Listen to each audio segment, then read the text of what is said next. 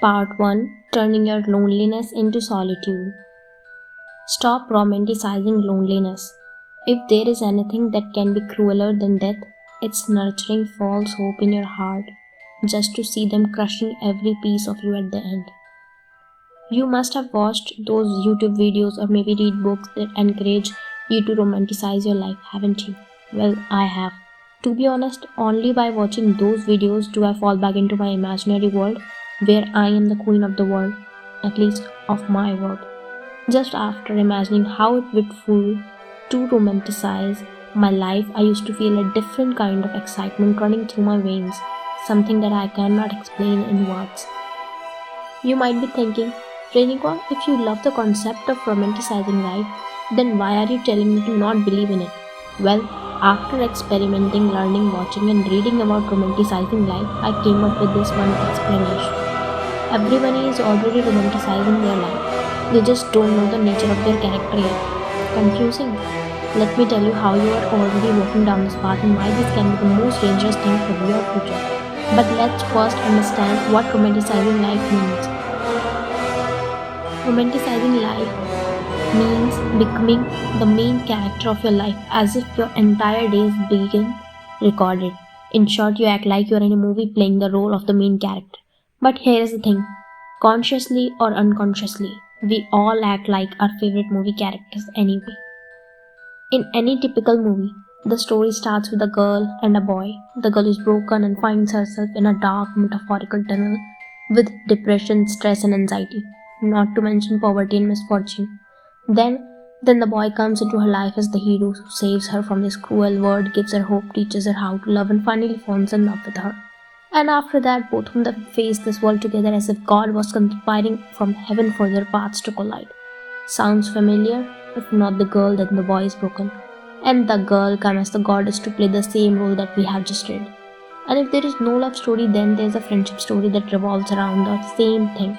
A broken, depressed, and pathless person meets with another and they become best friends for life.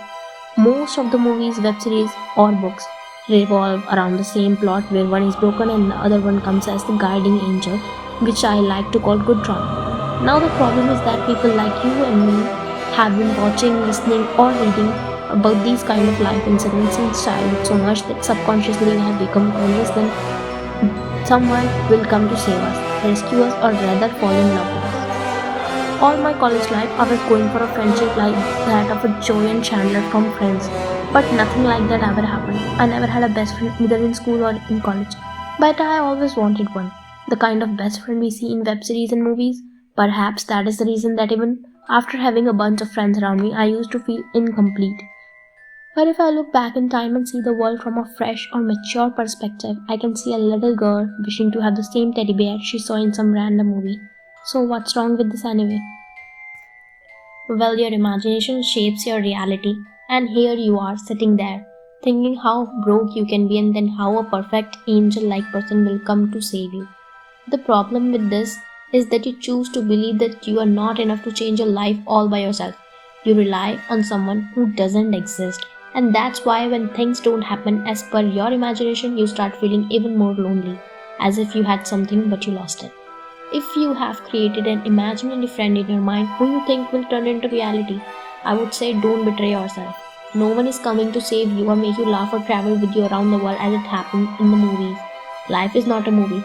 Move on from your hopes or get ready to see them crushed. Believing that someday you will meet perfect friends who will become a part of your soul is more like creating a graveyard of your hopes.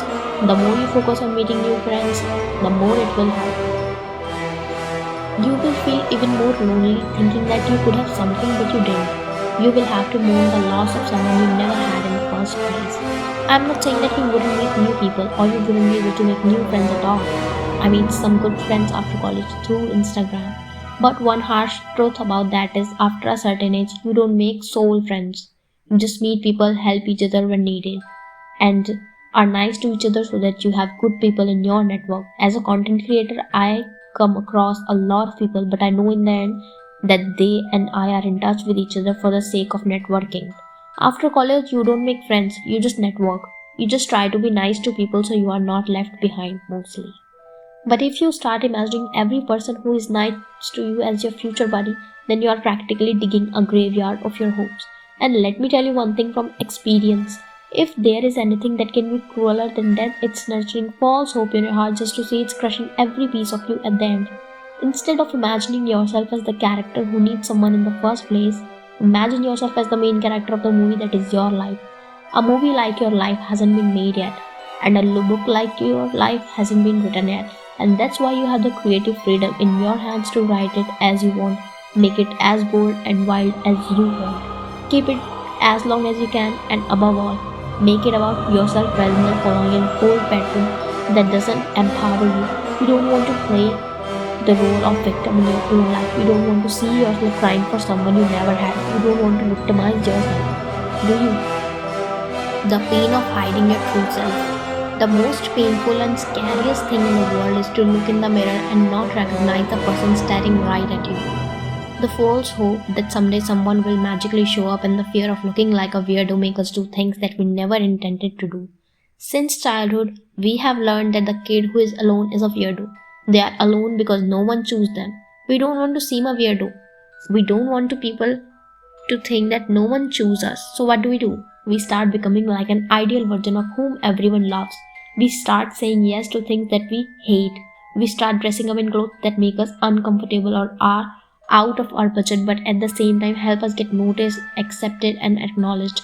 We start shaping the words we find cringy. We start saying things that are acceptable and popular. We start doing the things that make us look like everyone else so that we don't appear weird. We indeed become an ideal version of a happy, cute little human whom everyone adores, or at least no one makes fun of. But step by step, as we become like everyone else, we go far away from who we truly are. The more thought you give to what people think of you, the less attention you give to what you want, of what you like, what you think, how you would like to enjoy life, and more importantly, what makes you you. It's like becoming a people pleaser without realizing it. The gap between who you truly were and who you have become in the hope to fit in grows so much that even you find it difficult to recognize yourself. And that gives birth to loneliness. People start becoming like the most acceptable version in the hope of finding their tribe that they lose their real selves. And that is the reason we call the time we spend with ourselves lonely. Loneliness is not when you don't have people around. Loneliness occurs when you cannot find yourself inside you. The moment you feel like the loss of your real self, loneliness makes a home inside you. That's the worst kind of loneliness where you might be surrounded by people yet you feel lonely. It's like you cannot feel yourself, like you are not there anymore. And do you know what's even more ironic? It starts with you trying to become someone you are not because you wanted to fit in. But it leaves you hating being with yourself. Tell me something. How can anyone accept a person who doesn't accept themselves? How would anyone love to spend time with a person who hates spending time with themselves? Where does it leave you? Nowhere. In the race of achieving people's acceptance and love, you end up losing yourself. I have spent the majority of my life trying to be nice to people so that I can be an ideal person. I said yes to outing things when I wanted to stay at home and read a book. I keep talking and smiling when I wanted to excuse myself because I was tired or I had some work to finish. I even dressed up when I wanted to go dressed casually. All of it so that I could be what people wanted. However, what I didn't realize at that point was that I may have become an ideal version for others, but what about being an ideal version of myself? What do I think of myself? What are my opinions about myself? What do I like and don't like? What are my fears? What are some things that I want to do in my day-to-day life, yet I don't because I have become an expert at silencing my inner voice? I know I'm not alone in this. We all are the same. Since childhood, we have competed against each other, whose child is cuter, smarter, or more intelligent. Either we try to be a perfect version of ourselves for our parents so that they can be proud of us, or we try to appear cool and fun so that we can be a part of the most popular group in college. We have run this race for so long that our real selves couldn't keep up with our pace of changing personalities. Our real self is hidden deep inside the layers of social and corporate etiquette. We do the things that seem cool instead of trying new things that our soul wants. I'm a pro at that. I want to learn a bunch of new things, but I don't have time. Yet, if any of my friends call me and share their shit, I will be all ears so that they have a shoulder to cry on.